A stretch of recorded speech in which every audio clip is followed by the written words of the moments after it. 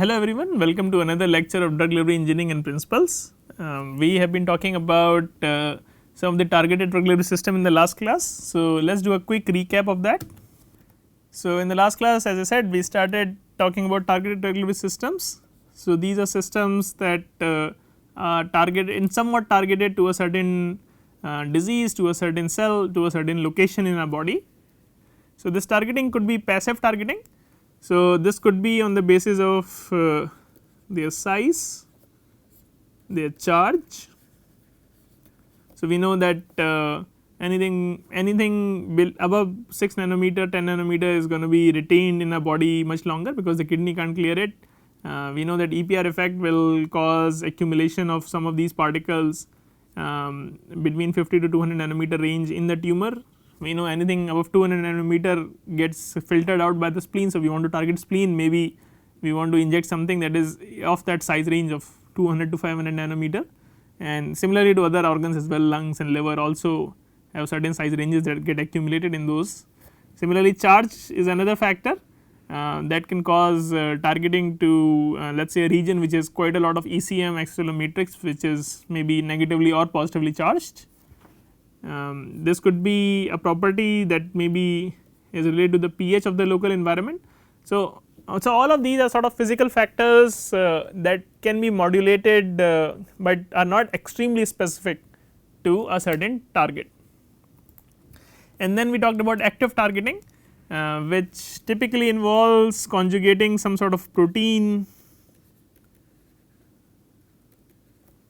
ligand, your carbohydrates, as well as let us say lipids, and these are specific for a certain receptor. So, unlike the size, charge and pH, they are sort of non-specific, and different properties lead to their accumulation. These are actually specific to a certain receptor. So, protein X is going to bind to its ligand X ligand, similarly carbohydrates and lipids. So, that is why they are termed as active targeting. One of the thing we discussed in a bit of detail, apart from other antibodies and these proteins that can be used, is aptamers, and these aptamers are nothing but these are small nucleotide based molecules, let us say 50 to 60 nucleotides, and they attain a certain tertiary structure. So, maybe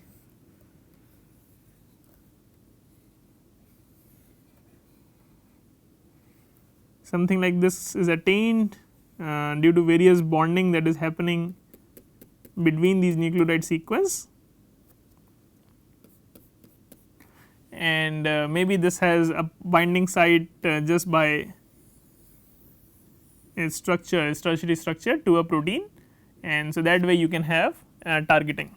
So, we discussed about aptamer, we discussed how we can find these targets as well as use them in vivo. Then we discussed pros and cons of these targeted delivery systems. So, pros are of course that you make it specific for a certain target, and cons are basically what is observed in the literature, that not a whole lot of it is actually being used in the clinics, because maybe the targeted drug delivery systems are not working as well. Maybe they get masked by the protein adsorption, maybe they change the pharmacokinetics completely and it is not going to its original target, but whatever is the reason, they are not. Even though a lot of research is being done on it, substantially lower percentage of that goes into the clinic compared to non-targeted systems. Okay. So, in this class we will talk about a paper. We will discuss this paper, which is titled "A DNA Nanorobot Functions as a Cancer Therapeutic in Response to Molecular Trigger in Vivo," and this is a paper that looks at this DNA nanotechnology, very similar to aptamer, but at a much complex and a much grander level, and let us see what it does. It actually also uses aptamer, and we will come to that in a moment. So, this paper is developing a robotic DNA nanomachines that act as intelligence system for drug targeting using DNA origami. So, what do you understand by DNA origami? This is nothing but it is a process in which you try to make complex and diverse shape using DNA.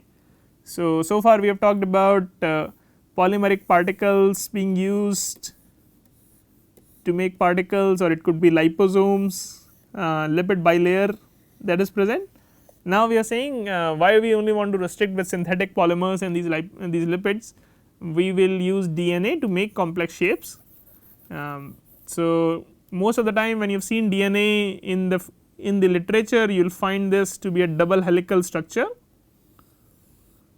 This is a classic DNA that you will see in the field, but depending on what these nucleotides are. So, of course, this is a double stranded,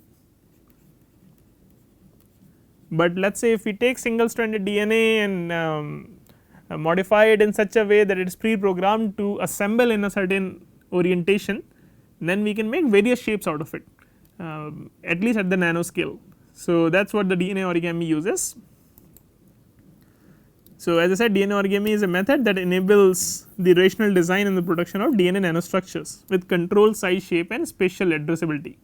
So, you can make various sizes, you can make various shapes, as well as you can have lots of spatial cues on your thing. So, not only you can make a sphere, you can design it such a way that diametrically opposite there are DNA overhang, and similarly with various shapes also you can design particles that may be only on one side you are having DNA overhang. So, you can give some anisotropy to your system as well. So, in this particular paper they are using this DNA origami to selectively block blood vessels that are feeding tumor regions. So, again this particular paper looks at targeted nanomedicine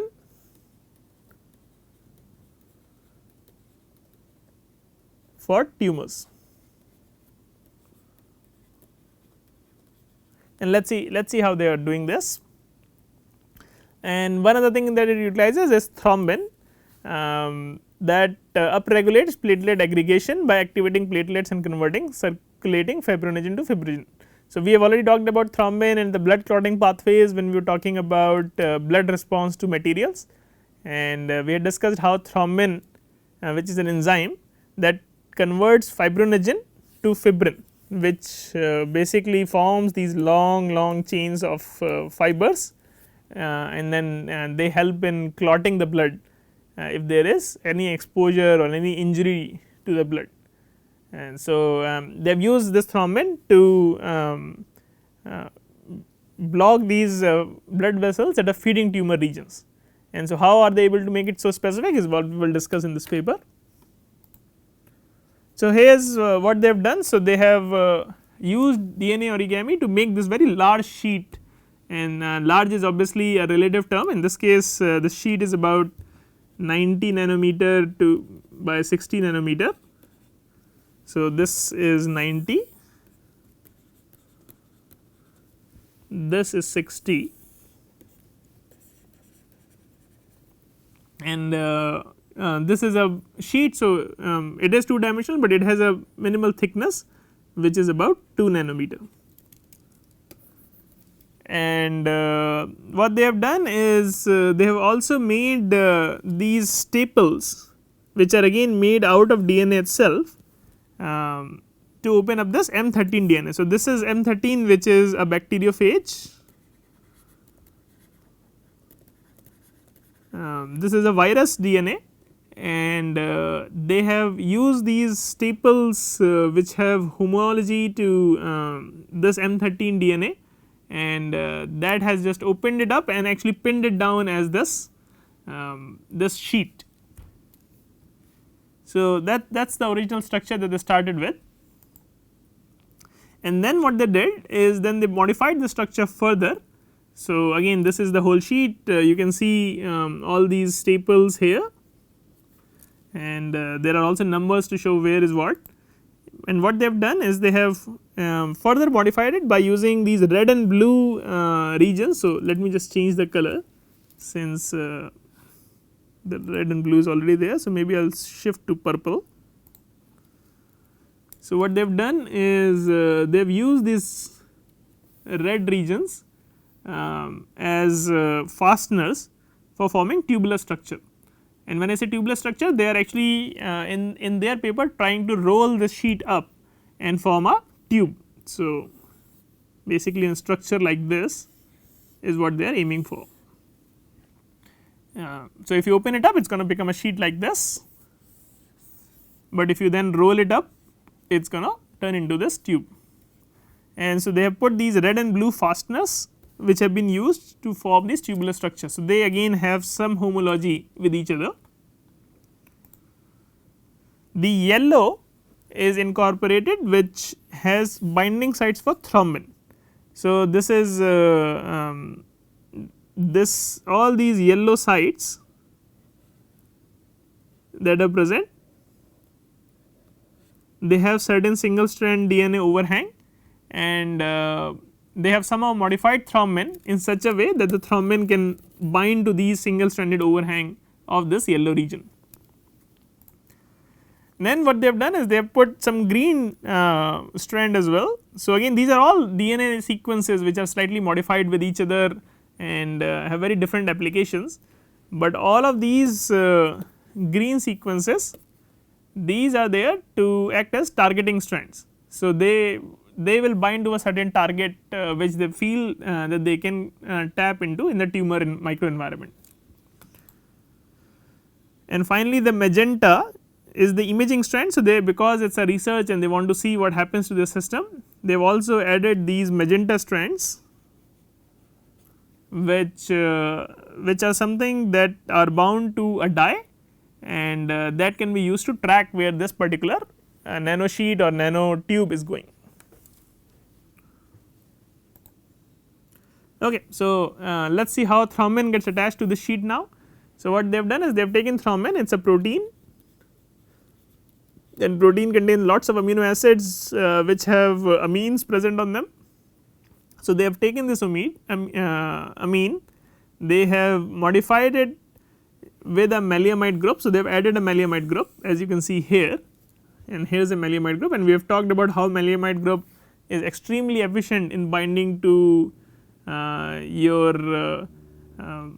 cysteine or thiol molecules, and they have taken single stranded DNA which has homology to the last single stranded DNA that they were binding to. So, again this single stranded DNA has complementary sites so that it can bind to these yellow sites here. So, again it is all DNA, it is all DNA based interaction. So, maybe just to give an example, maybe this sequence is ATGC ATGC or ADTA let us say, and we know that A binds to T. So, maybe that yellow sequence is nothing but TACG TAAT. So, what will happen is because they are complementary they will then do anneal and bind, and so now they have taken the single stranded DNA, they have modified the thrombin with the single stranded DNA. So, they are getting a thiol DNA conjugated now which is single stranded, and that is how they have went about doing this modification. So, here is their initial data. So, they are saying first of all that thrombin was successfully modified with the single stranded DNA. So, here is their page gel. So, the protein is running, and remember the bigger the protein the slower it will run in the page gel, and so this is where the natural thrombin will come at about 35 kDa, but once they modified it with the DNA you can see that it has shifted, there is no band in this region, but it has shifted up and it has now increased its molecular weight by about 10 to 20 kDa because that DNA sequence has been attached to it. And again then they are saying okay, now we have modified it, is thrombin still active? So, that is what they are measuring here. So, they are saying that this is a free thrombin activity. So, they are using some metric using OD to determine thrombin function, and when they modified it with the thrombin DNA conjugates, they actually see the activity is slightly reduced, but still fairly active. So, it is some blood clot that they are trying to see, and over time. So, even though it may not be as efficient as free thrombin, it still works, and that is what they have used. If they only use the thrombin which is not modified with the DNA, they do not see any activity at all. Sorry, it is if they only use the DNA sheet, they do not see any activity at all, but otherwise they keep seeing activity either in free thrombin or in thrombin DNA conjugate or thrombin conjugated to their particulate system or sheet. So, here is an AFM data showing that yes, indeed they are able to modify their sheets such that the thrombin is binding to it. So, you can see these are sheets, these are DNA sheets that are open, and when they have modified it, they see that there is a height difference that they can observe.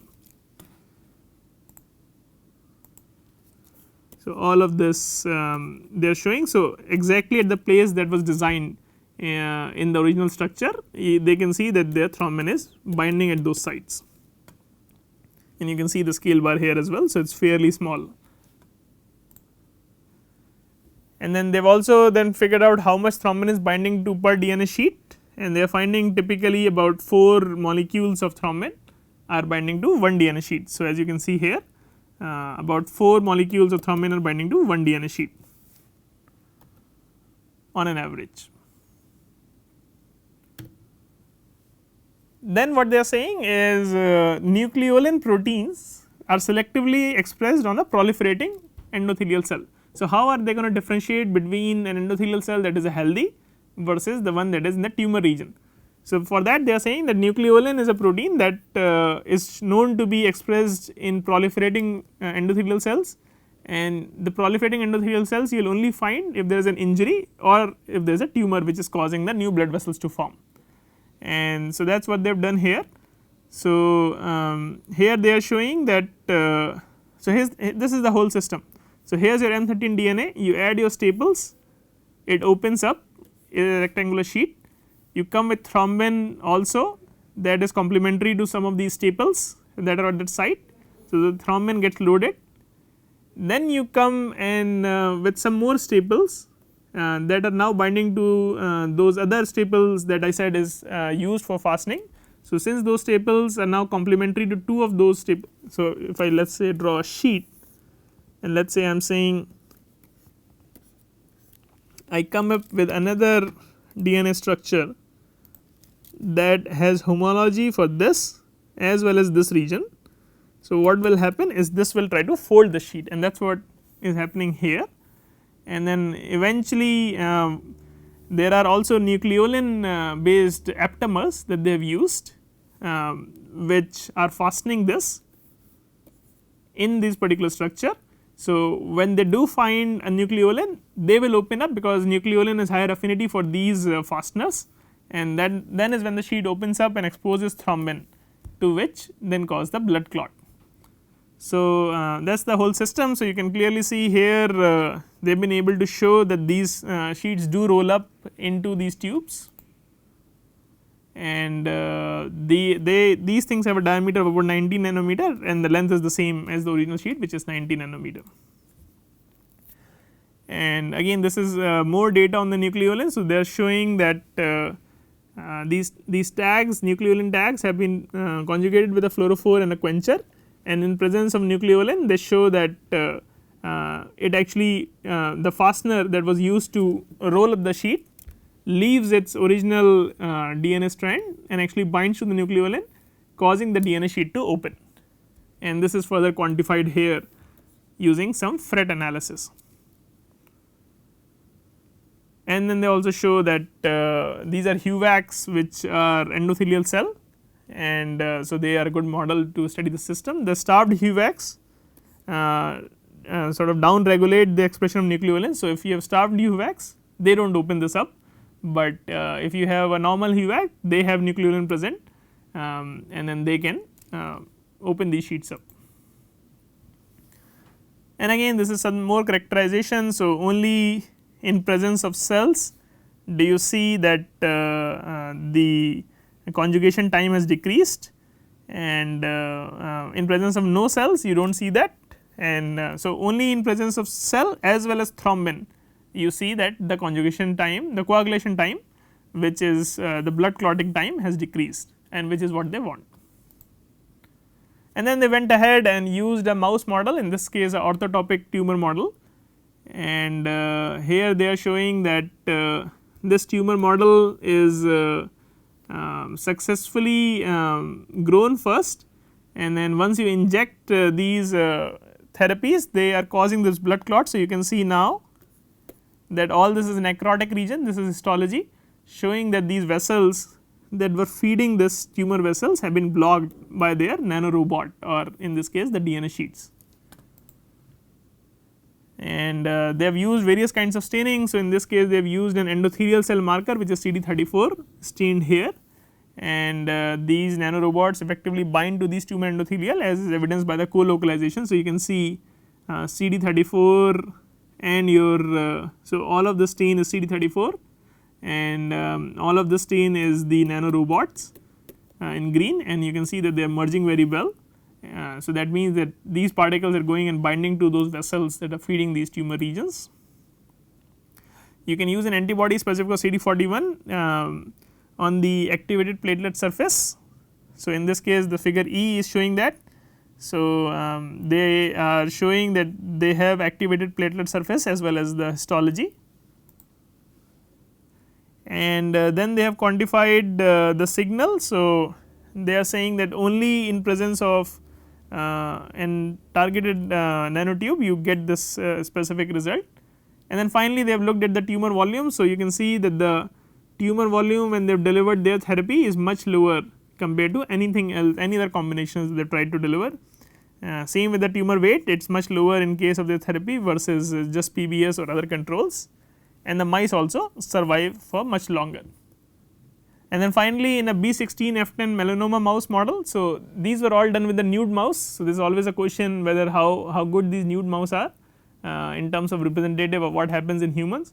So, they have used a melanoma mouse model itself, and they actually get even impressive result where they find that when they use the therapy the tumor volume is almost none, and anything else that they try does not really do any effect on the tumor volume itself. And finally, the survival of the mouse is much better. So, most of these mice, if you give traditional therapy or no therapy, they die by 20 to 23 days, but if you have these nanorobots that are being delivered, they live twice or much more longer. And then the metastasis, which is basically the spread of the tumor, is also very low when we have these particles being delivered. So, in this case they are just measuring it by liver weight, and they find there is no change in the liver weight, indicating that metastasis has not happened in the liver.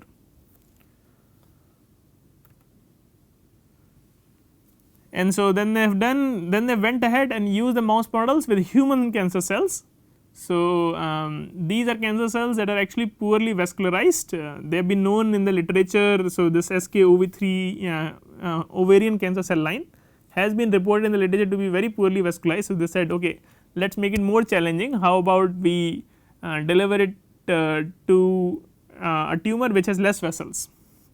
And again in that same thing they also observe that even though the amount is not as pronounced, but the tumor volume is much lower when they are delivering their therapy compared to the other groups, and it also leads to enhanced survival in humans.